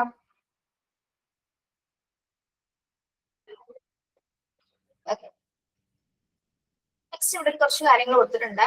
Soft furnishings may be damaged by disinfectant products such as sodium hypochlorite. It is suggested that polluted soft furnishings and carpets unable to endure chemical disinfection should be made clean using hot water and detergent or steam cleaned. Okay, ഇവിടെ എന്താ പറയുന്നത്? Soft ഫർണിഷിങ്സിൽ damage ആവുന്നുണ്ട്. എന്തുപയോഗിക്കുമ്പോഴാണ് ഈ ഫർണിച്ചറുകൾ damage ആവുന്നത്? നമുക്കറിയാം, blood body fluids ഒക്കെ നമ്മുടെ ചെറിയ ടേബിൾസിൽ അല്ലെ സോഫ്റ്റ് ആയിട്ടുള്ള ഫർണിഷിംഗ് വീഴാറുണ്ട് അല്ലെ. ലീക്കേജ് ഉണ്ടാവുമ്പോൾ നമ്മൾ എന്ത് ചെയ്യും? ഇത്തരം സൊല്യൂഷൻ ഉപയോഗിച്ചിട്ടാണ് നീക്കം ചെയ്യുന്നത് അല്ലെ. ഈ നീക്കം ചെയ്യുമ്പോൾ ഈ സൊല്യൂഷൻ ഉപയോഗിക്കുന്നത് മൂലം എന്ത് സംഭവിക്കുന്നുണ്ട്? ഫർണിച്ചറുകൾ ഡാമേജ് ആവുന്നുണ്ട് അല്ലെ, അതിന് കേടുപാടുകൾ വരുന്നുണ്ട്. അപ്പൊ അത് വരാതിരിക്കാൻ നമ്മൾ എന്ത് ചെയ്യണം? സോഫ്റ്റ് ഫർണിഷിങ്സ് അതില് പൊല്യൂട്ടഡ് ആവാതിരിക്കാൻ നമ്മൾ എന്ത് ചെയ്യണം, അല്ലെങ്കിൽ കാർപ്പറ്റ്സുകൾ ഇതൊക്കെ ഡിസിൻഫെക്ട് ചെയ്യുന്ന സമയത്ത് നമ്മളൊന്ന് എന്ത് ഉപയോഗിക്കണം, വാം വാട്ടർ അല്ലെങ്കിൽ ഹോട്ട് വാട്ടർ ചൂടുവെള്ളം ഉപയോഗിച്ചുകൊണ്ടോ അല്ലെങ്കിൽ ഡിറ്റർജന്റ് ഉപയോഗിച്ചുകൊണ്ട് എന്ത് ചെയ്യണം, അതിനെ കൃത്യമായ രീതിയിൽ ഒന്ന് ക്ലീൻ ചെയ്തെടുക്കുക. ഓക്കെ, അങ്ങനെ ചെയ്യുകയാണെങ്കിൽ എന്താണ് ഈ ഫർണിച്ചറിലൊക്കെ അല്ലെങ്കിൽ കാർപ്പറ്റ്സുകളൊന്നും എന്താണ് ഡാമേജ് ആവാതിരിക്കും. ഓക്കെ, അപ്പൊ ഓരോ സൊല്യൂഷൻ ഉപയോഗിക്കുമ്പോൾ അതിൻ്റെതായിട്ടുള്ള കേടുപാടുകൾ വരാനുള്ള സാധ്യത ഉണ്ട്, നമുക്കറിയാം അല്ലെ, എന്ത് ഉപയോഗിക്കുമ്പോഴും. അപ്പൊ അത് വരാതിരിക്കാൻ വേണ്ടിയാണ് ചൂടുവെള്ളം ഉപയോഗിക്കാനായിട്ട് പറയുന്നത് കേട്ടോ. മനസ്സിലായോ?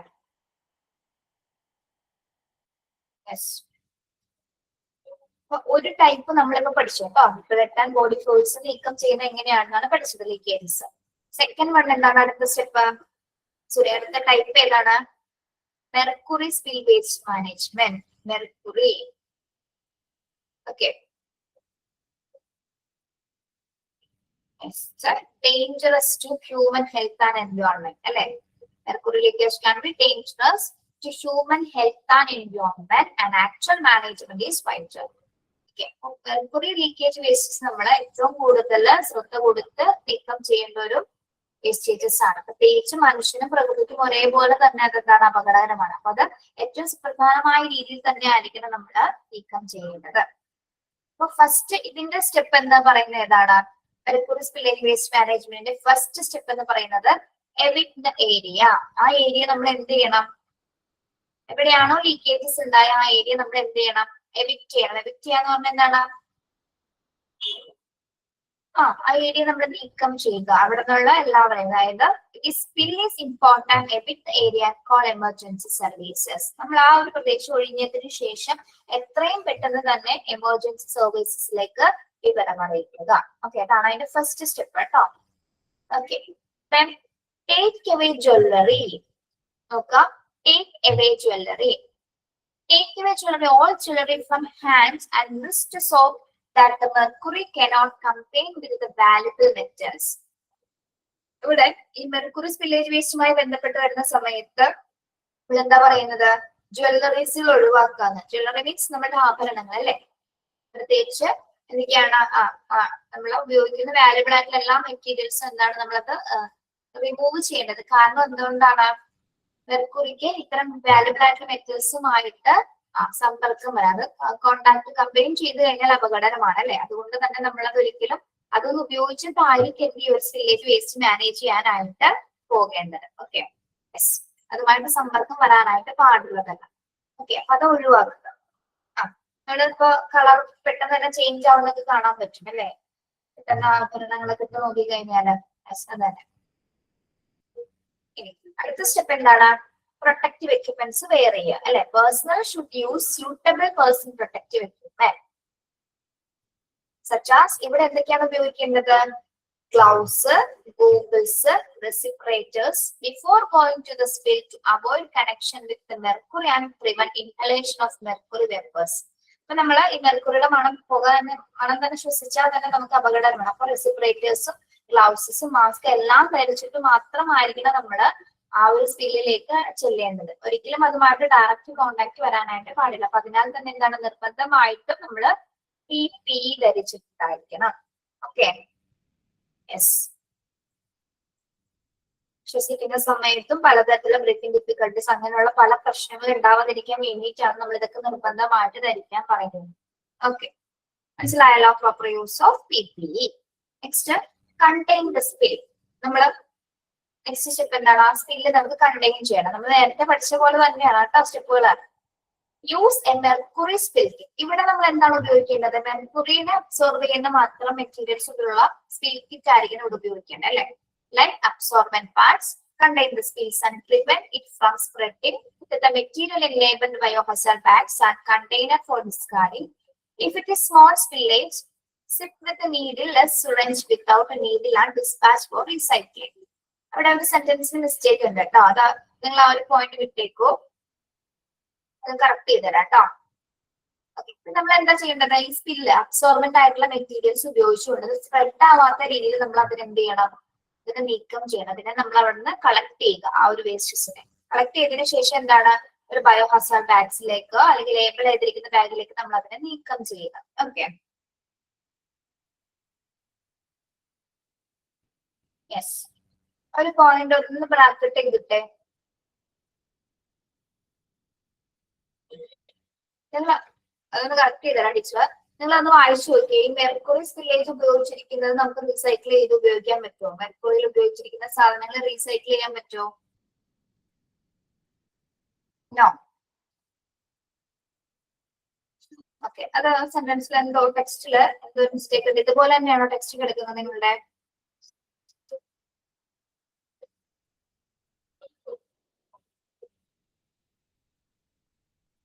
അവിടെ എന്തോ ഒരു വ്യത്യാസം ഉണ്ട് കേട്ടോ. അപ്പൊ ഞാൻ അടുത്ത ക്ലാസ്സിൽ പറഞ്ഞുതരാം. അതൊന്നും ഇങ്ങനെ റൗണ്ട് ചെയ്തില്ല കേട്ടോ, മറന്നു നോക്കുക. ഓക്കെ, നെക്സ്റ്റ് എന്താണ്? അപ്പൊ നമ്മുടെ സ്കില്ല് കണ്ടെയ്ൻ ചെയ്തു, ഒരു ലേബൽ ബയോഹസാർഡിന്റെ ടാഗിലേക്ക് മാറ്റി. ഇനി അവിടെ എന്ത് ചെയ്യണം? നമുക്ക് ആ ഏരിയ ക്ലീൻ ചെയ്യണം അല്ലേ? Okay, clean up the spill. Use mercury spill kit or other to the manufacturer directories for the exact use of absorbent materials to clean up the spill. Be cautious not to spread the mercury during cleanup. Some hospitals follow the mercury spill surfaces decontaminated with the 10% sodium thiosulfate solution. Okay. അപ്പൊ നമ്മൾ ഇതിനെ clean ചെയ്തതിനു ശേഷം എന്താണ്? Disinfect ചെയ്യേണ്ടതുണ്ട് അല്ലെ? പ്രത്യേകിച്ച് എന്താണ്? എല്ലാ ഡയറക്ഷൻസ് അനുസരിച്ചിട്ട് മാത്രമായിരിക്കും നമ്മൾ ഓരോ സൊല്യൂഷൻസും ജാഗ്രതയോടെ ആയിരിക്കും നമ്മൾ കൈകാര്യം ചെയ്യുന്നത്. അപ്പൊ പ്രത്യേകിച്ച് മെർക്കുറി സ്പില്ല് വേസ്റ്റ് നമ്മൾ നീക്കം ചെയ്യുന്നതിന് വേണ്ടിയിട്ട് ഉപയോഗിക്കുന്ന സൊല്യൂഷൻ എന്ന് പറയുന്നത് ഏതാണ്? 10% സോഡിയം തയോസൾഫേറ്റ് ആണ് കേട്ടോ. 10% സോഡിയം തയോസൾഫേറ്റ് ആണ്. എന്തിനു വേണ്ടി നമ്മൾ ഉപയോഗിക്കുന്നത്? മെർക്കുറി സ്പില്ലേജ് മാനേജ് ചെയ്യാൻ വേണ്ടിട്ട് കേട്ടോ. സൊല്യൂഷന്റെ പേര് അണ്ടർലൈൻ ചെയ്യണേ.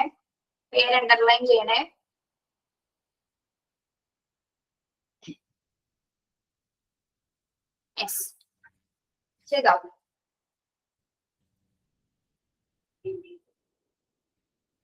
Then leave and window open to air. Right after the cleanup, after making sure that all the mercury has been removed, continue normal vacuuming and use clean area for customary operations. ഇനി നമ്മൾ ഇത് ഉപയോഗിച്ചതിന് ശേഷം ഒരു Windows ഒക്കെ open ചെയ്തതിനു ശേഷം എന്താണ്? കുറച്ചു നേരം അതിന് ആ ഒരു ഏരിയ നമ്മൾ നല്ല രീതിയിൽ ഒന്ന് അത് ഓപ്പൺ ആക്കിയത്, അതായത് മെർക്കുറിയുടെ വേപ്പേഴ്സ് പുറത്തേക്ക് പോകുന്നതിന് വേണ്ടി നമ്മൾ വിൻഡോസ് ഓപ്പൺ ചെയ്തിടുക. അത് പൂർണ്ണമായിട്ടും വേപ്പേഴ്സ് പോയെന്ന് ഉറപ്പുവരുത്തിയതിനു ശേഷം, അതായത് നീരാവി അതിന്റെ ആ സ്മെല്ലൊക്കെ പോയതിനു ശേഷം മാത്രം നമ്മൾ എന്ത് ചെയ്യണം? നോർമൽ ഓപ്പറേഷൻസ്, ആ റൂംസ് എങ്ങനെയാണോ ഉപയോഗിച്ചത് അതേപോലെ നമുക്ക് പിന്നീട് ഉപയോഗിക്കാവുന്നതാണ്. ഓക്കെ, പിന്നെ എന്താണ്? നോർമൽ ആയിട്ട് വാക്യൂമിങ് ചെയ്തതിനു ശേഷം ആ ഏരിയ നല്ല രീതിയിൽ ക്ലീൻ ചെയ്തതിനു ശേഷം നമുക്ക് എന്താണ്? നമ്മൾ ആ ഒരു കസ്റ്റമർ ഓപ്പറേഷൻസ് ഉപയോഗിക്കാനായിട്ടും ആ ഏരിയാസ് നമുക്ക് എടുക്കാവുന്നതാണ്. ഓക്കെ, അപ്പോ ക്ലീനപ്പ് ചെയ്യുന്ന എങ്ങനെയാണ്? അബ്സോർബന്റ് മെറ്റീരിയൽസ് ഉപയോഗിച്ചുകൊണ്ട് അത് ആ ക്ലീൻസ് സ്പില്ല് നമ്മൾ ക്ലീൻ ചെയ്യുന്നതിന് ശേഷം എന്താണ്? മെർക്കുറി സ്പില്ലേജ് കളയുന്നതിന് വേണ്ടിയിട്ട് നമ്മുടെ 10% സോഡിയം തയോസൾഫേറ്റ് സൊല്യൂഷൻ ഉപയോഗിക്കുന്നു. അതിനുശേഷം എന്താണ്? കുറച്ച് സമയത്തേക്ക് വിൻഡോസ് ഒക്കെ ഓപ്പൺ ചെയ്ത് ആ വേപ്പേഴ്സിനൊക്കെ നീക്കം ചെയ്തതിനു ശേഷം നമ്മൾ എന്താണ്? നോർമൽ ഓപ്പറേഷൻസിന് വേണ്ടിയിട്ട് ആ റൂംസ് നമ്മൾ ഉപയോഗിക്കുന്നു. ഓക്കെ, മനസ്സിലായോ? Clean up the spill.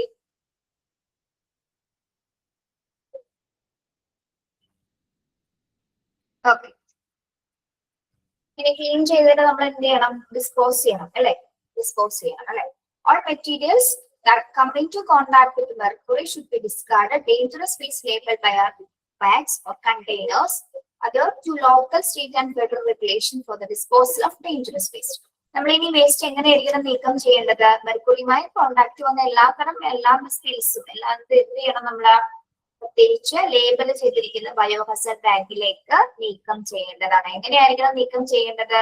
State and federal regulations പറഞ്ഞിരിക്കുന്ന റൂൾസ് ആൻഡ് റെഗുലേഷൻസ് അനുസരിച്ച് മാത്രമായിരിക്കണം ഇതെല്ലാം നീക്കം ചെയ്ത് ഡിസ്പോസ് ചെയ്ത് മാറ്റേണ്ടത്.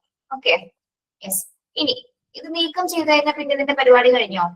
പ്രൊസീജിയേഴ്സ് കഴിഞ്ഞോ? ഇല്ല, കഴിഞ്ഞിട്ടില്ല. ഓക്കെ, എന്ത് ചെയ്യണം? Report the spill. Spill should be reported and concerned staff for documentation and investigation. നമ്മൾ ഏത് തരം സ്പില്ലാണോ ക്ലീൻ ചെയ്തത്, ആ പ്രോസസ് എങ്ങനെയാണ് ചെയ്തിരിക്കുന്നത് എന്നതിനെ കുറിച്ചിട്ടുള്ള റിപ്പോർട്ട് എന്തിനു വേണ്ടിയിട്ടാണ്? അത് കൺസേൺ സ്റ്റാഫിന് നമ്മൾ സമർപ്പിക്കണം. അതായത് ഫർദർ വെരിഫിക്കേഷനും ഇൻവെസ്റ്റിഗേഷനും വേണ്ടിയിട്ട് എന്താണ് അതിന്റെ റിപ്പോർട്ട്, എന്തൊക്കെ പ്രൊസീജിയർ ചെയ്തു, അതായത് നമ്മൾ നേരത്തെ പറഞ്ഞില്ലേ ഫെഡറൽ റെഗുലേഷൻസ് റൂൾസ് എന്നൊക്കെ പറഞ്ഞ റൂൾസസ് ഒക്കെ അനുസരിച്ച് തന്നെയാണ് ഇത് ചെയ്തിരിക്കുന്നത് എന്നതുമായി ബന്ധപ്പെട്ട റിപ്പോർട്ട് നമ്മൾ ഒരു കൺസേൺഡ് ആയിട്ടുള്ള സ്റ്റാഫിനെ സമർപ്പിക്കണം. എന്തിനു വേണ്ടിയിട്ട്? ഡോക്യുമെന്റേഷൻ പർപ്പസസിന് വേണ്ടിയിട്ട് സമർപ്പിക്കുന്നതോടെയാണ് ആ ഒരു പ്രൊസീജിയേഴ്സ് അവസാനിക്കുന്നത് കേട്ടോ. യെസ്, നമ്മൾ ഇവിടെ റിപ്പോർട്ട് സ്കില്ല് പറഞ്ഞില്ല കേട്ടോ. ഇവിടെയും അത് ഉണ്ടാ ഒരു പോയിന്റ്, അത് നോട്ട് ചെയ്തേ. ബ്ലഡ് ആൻഡ് ബോഡി ഫ്ലൂയിഡ്സിന്റെ കൂടെ റിപ്പോർട്ട് സ്കിൽ എന്നൊരു പോയിന്റ് കൂടി എഴുതി ചേർക്കുക. അത്രേ ഉള്ളൂ, അത്രയും ചേർത്താൽ മതി കേട്ടോ. റിപ്പോർട്ട് ദ സ്കിൽ ഇതാട്ടോ.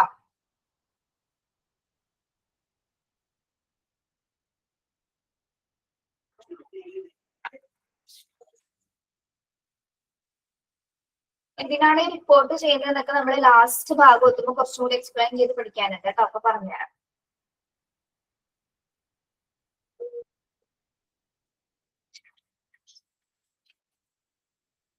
ക്ലിയർ ആണോ? മെർക്കുറി സ്പില്ലേജ് വേസ്റ്റ്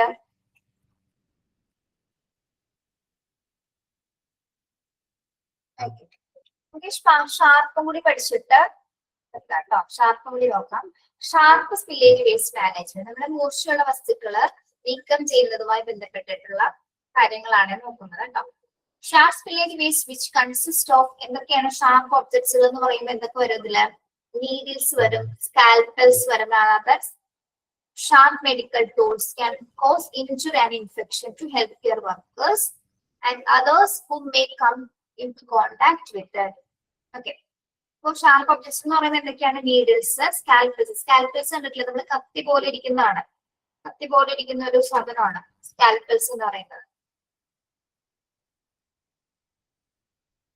കണ്ടിട്ടുണ്ടോ? ഒരു മിനിറ്റ് കാണിച്ചു തരാം.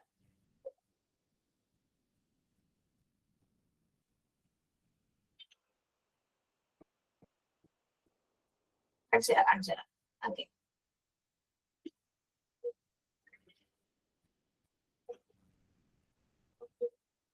കാണാമോ നോക്കിയേ? ഉണ്ടോ? ഇതിനെയാണ് നമ്മൾ സ്കാൽപ്പൽസ് എന്ന് പറയുന്നത്.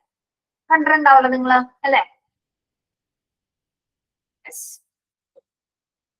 പിന്നെ അതർ ഷാർപ്പ് മെഡിക്കൽ ടൂൾസ്, ഇതെല്ലാം തന്നെ എന്താണ്? പലതരത്തിലുള്ള ഇഞ്ചുറീസ് ഉണ്ടാവാൻ, ആ ഇഞ്ചുറീസിലൂടെ നമുക്ക് ഇൻഫെക്ഷൻസ് വരാനായിട്ട് കാരണമാകും. അപ്പൊ ഇത്തരം മെറ്റീരിയൽസ്, പ്രത്യേകിച്ച് മൂർച്ചയുള്ള വസ്തുക്കൾ നമ്മൾ എങ്ങനെയായിരിക്കണം പ്രോപ്പർ ആയിട്ട് മാനേജ് ചെയ്ത് നീക്കം ചെയ്യേണ്ടത്. ഓക്കെ, അപ്പൊ ഫസ്റ്റ് വൺ എന്താണ്? അതിന്റെ സ്റ്റെപ്പ് എന്ന് പറയുമ്പോൾ എന്താണ്? യൂസ് സേഫ്റ്റി പ്രൊട്ടക്റ്റീവ് എക്യുപ്മെന്റ് അല്ലെ? നമ്മൾ PPE വെയർ ചെയ്യുക. suitable personal protective equipment that include എന്തൊക്കെ വരുന്നതില്? Gloves and puncture resistant containers. ഇവിടെ നമ്മൾ അറിയാം, നമ്മൾ പഠിച്ചിട്ടുണ്ട് അല്ലെ? മൂർച്ചയുള്ള വസ്തുക്കൾ നമ്മൾ എവിടെയാണ് നീക്കം ചെയ്യുന്നത്? പഞ്ചർ റെസിസ്റ്റന്റ് ആയിട്ടുള്ള കണ്ടെയ്നേഴ്സിന് മാത്രമാണ് നമ്മളിത് ഡിസ്പോസ് ചെയ്യുന്നത്. ഓക്കെ, അത്തരം പഞ്ചർ റെസിസ്റ്റന്റ് കണ്ടെയ്നേഴ്സ് ഉപയോഗിക്കുക. Then to avoid contact with waste and avoid injury. നമ്മള് പ്രത്യേകിച്ച് ഇത്തരം മൂർച്ചയുള്ള വസ്തുക്കളുമായിട്ട് യാതൊരു തരത്തിലുള്ള സമ്പർക്കം വരാതെ തന്നെ ആയിരിക്കണം അത് ഹാൻഡിൽ ചെയ്യേണ്ടത്. ഓക്കെ, പ്രോപ്പർ ആയിട്ട് ഹാൻഡിൽ ചെയ്യണമെങ്കിൽ പേഴ്സണൽ പ്രൊട്ടക്റ്റീവ് എക്യുപ്മെന്റ്സുകൾ നിർബന്ധമായിട്ടും ധരിച്ചിരിക്കുക. ഓക്കെ, അതിനുശേഷം നെക്സ്റ്റ് സ്റ്റെപ്പ് എന്താണ്? Contain the spill. ആ സ്പില്ല് നമ്മൾ കണ്ടെയ്ൻ ചെയ്യണം അല്ലെ? Use a puncture resistant container to pick up carefully and sharp and put them in a labelled biohazard bag or container for discarding. നമ്മൾ ഇത് എവിടെയായിരിക്കണം spill contain ചെയ്യേണ്ടത്? ഏത് ബാഗിലായിരിക്കണം? നമ്മള് പഞ്ചർ റെസിസ്റ്റന്റ് ആയിട്ടുള്ള കണ്ടെയ്നറിലേക്ക് മാത്രമായിരിക്കണം, അല്ലെങ്കിൽ എന്താണ് ലേബൽ ചെയ്തിരിക്കുന്ന ബയോഹസാർഡ് ബാഗിലേക്കോ നമ്മൾ ഇത് ഡിസ്കാർഡ് ചെയ്യും. ഓക്കെ, അതിനുശേഷം എന്താണ്? ആ ഏരിയ നമുക്ക് ക്ലീൻ ചെയ്യണം അല്ലെ? ക്ലിയർ ചെയ്യണം. ക്ലിയർ ചെയ്യുന്നത് എങ്ങനെയാണ്? Clear up the spill, use disinfectant solution to clean the affected area completely. ഏതുതരം ഡിസിൻഫെക്റ്റ് ഉപയോഗിച്ചുകൊണ്ട് നമുക്ക് എന്താണ് ആ ഒരു ഏരിയ നമുക്ക് ക്ലീൻ ചെയ്യാവുന്നതാണ്. അവിടെ നമ്മൾ എന്ത് ശ്രദ്ധിക്കണം? മാനുഫാക്ചേഴ്സിന്റെ നിർദ്ദേശങ്ങൾ അനുസരിച്ചിട്ട് മാത്രമായിരിക്കണം ആ സൊല്യൂഷൻസും അവിടെയും ഉപയോഗിക്കേണ്ടത്. ഓക്കെ, അടുത്ത സ്റ്റെപ്പ് എന്താണ്? Getting rid of waste. നമ്മൾ ആ ക്ലീൻ ചെയ്ത എല്ലാ മെറ്റീരിയൽസും നമ്മൾ എന്ത് ചെയ്യണം? പിന്നെ sharp spills should be got rid of dangerous waste in labeled biohazard bags or containers. അതായത് ലേബിൾ ചെയ്തിരിക്കുന്ന ബാഗിലേക്കോ കണ്ടെയ്നറിലേക്കോ അത് അത്തരം മൂർച്ചയുള്ള വസ്തുക്കൾ നമ്മൾ നീക്കം ചെയ്യുക. Then report the spill. എന്ത് ചെയ്യണം? ഷാർപ്പ് ഒബ്ജക്ട്സുമായി ബന്ധപ്പെട്ട ഡീറ്റെയിൽസിനെ കുറിച്ചിട്ടുള്ള ഒരു റിപ്പോർട്ട് അല്ലെങ്കിൽ റെലവെന്റ് ആയിട്ടുള്ള ഒരു സ്റ്റാഫിനെ നമ്മൾ എന്ത് ചെയ്യണം? ഫോർ ദ ഡോക്യുമെന്റേഷൻ ഇൻവെസ്റ്റിഗേഷൻ പർപ്പസസിന് വേണ്ടിയിട്ട് അത് സമർപ്പിക്കും. Okay, yes. കണ്ടോ? സിമ്പിൾ അല്ലേ ഇപ്പൊ? മനസ്സിലായോ?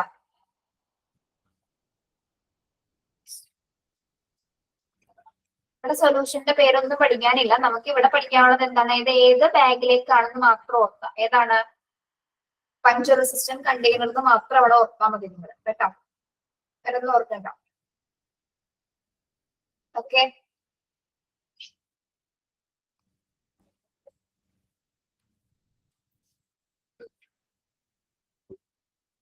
ശരി. കാര്യങ്ങൾ പറഞ്ഞത് മനസ്സിലായത്?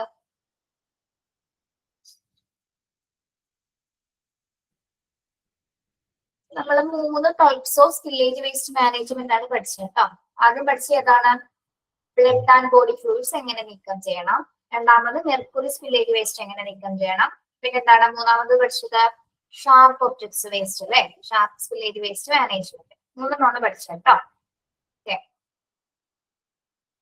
അടുത്തത് കെമിക്കൽ സ്പില്ലേജും. കെമിക്കൽ സ്പില്ലേജിനെ കുറിച്ച് ഒരു എക്സ്പ്ലനേഷൻ ഇവിടെ കൊടുത്തിട്ടുണ്ട് എങ്ങനെയാണെന്നുള്ളത് കേട്ടോ. സിമ്പിൾ ആണ്, ഇതുപോലെയൊക്കെ തന്നെ. റേഡിയോ ആക്റ്റീവ് മെറ്റീരിയൽ എങ്ങനെയാണ് നീക്കം ചെയ്യുന്നത്, ലബോറട്ടറി വേസ്റ്റ് എങ്ങനെ നീക്കം ചെയ്യണം, ഫാർമസ്യൂട്ടിക്കൽ വേസ്റ്റ് എങ്ങനെ നീക്കം ചെയ്യണം, ഇത്തരം കാര്യങ്ങളാണ്. അത്ര ടൈപ്സ് ആണ് ഇത് നോക്കാണ് കേട്ടോ. 10 ക്ലാസ്സിൽ എടുക്കാതെ.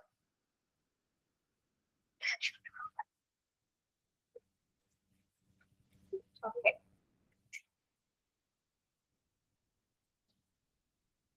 പതിയെ പതിയെ മോക്ക് ടെസ്റ്റിൽ തന്നിരിക്കുന്ന ക്വസ്റ്റ്യൻസ് ഒക്കെ പഠിച്ചു തുടങ്ങിക്കോ കേട്ടോ. പരീക്ഷയ്ക്ക് ആകാറായില്ലേ?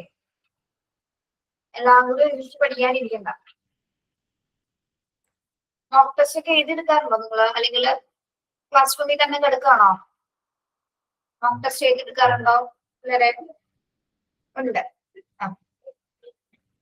ഓരോ ചാപ്റ്റേഴ്സും പതിയെ പതിയെ റിവൈസ് ചെയ്ത് തുടങ്ങിക്കോട്ടോ. എന്തായാലും ഇനിയിപ്പോ ഈ ഒരു ചാപ്റ്ററും ടെർമിനോളജിയും കൂടി കഴിഞ്ഞ് നമ്മുടെ പോർഷൻസ് തീരും. അപ്പോ എക്സാം എന്തായാലും അറിയിക്കും നിങ്ങളെ, ഒരാഴ്ച മുന്നേ തന്നെ അറിയിക്കും.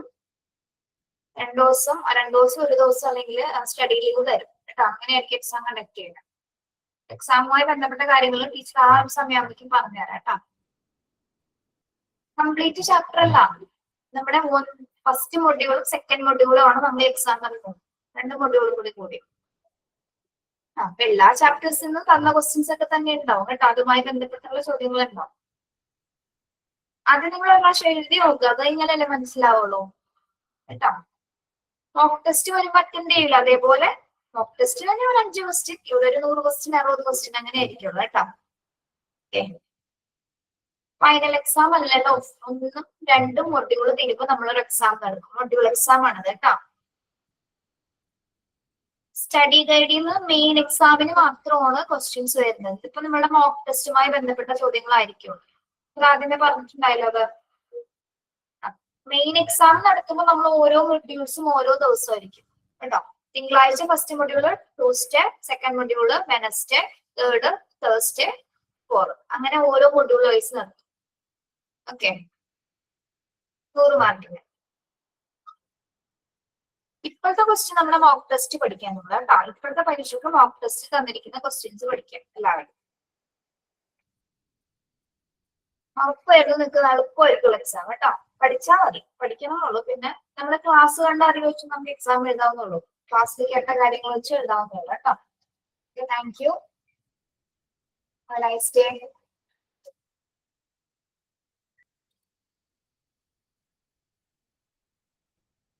ഓക്കെ.